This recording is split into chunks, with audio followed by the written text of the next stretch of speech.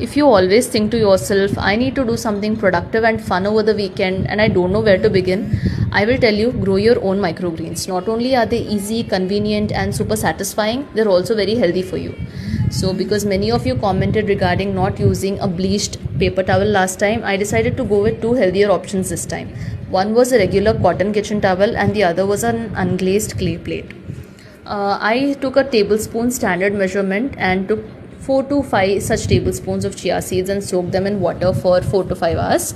You need to soak them longer if you are going to consume them directly. And I took a few tablespoons and covered them thinly over the moist paper towel.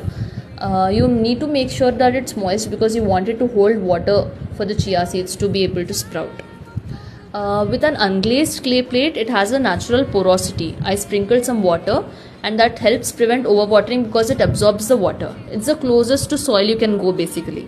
With a regular kitchen towel is also simple and clean. It holds a lot more moisture and the growth is also faster with the kitchen towel.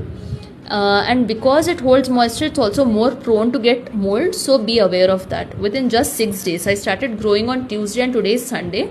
The yield is so good. And while harvesting this, I noticed that the chia microgreens that I grew in the clay were coming off of the plate because the roots had formed a fibrous mesh-like structure underneath. That is why it was very easy to harvest them as well. It was very, very satisfying for me to do this. Once harvested, I made sure not to just discard the remaining part, that is the fibrous roots. I put them in our compost bin and we will be using that to make our compost, and I made a video about that if you want to know how to do that. Okay, and with the kitchen towel we harvested it, and once that was done we scraped the remaining seeds and the roots, everything using a knife, and we can wash it and dry it and use it for the next batch. So you don't really have to waste anything over here. It's completely recycled and upcycled.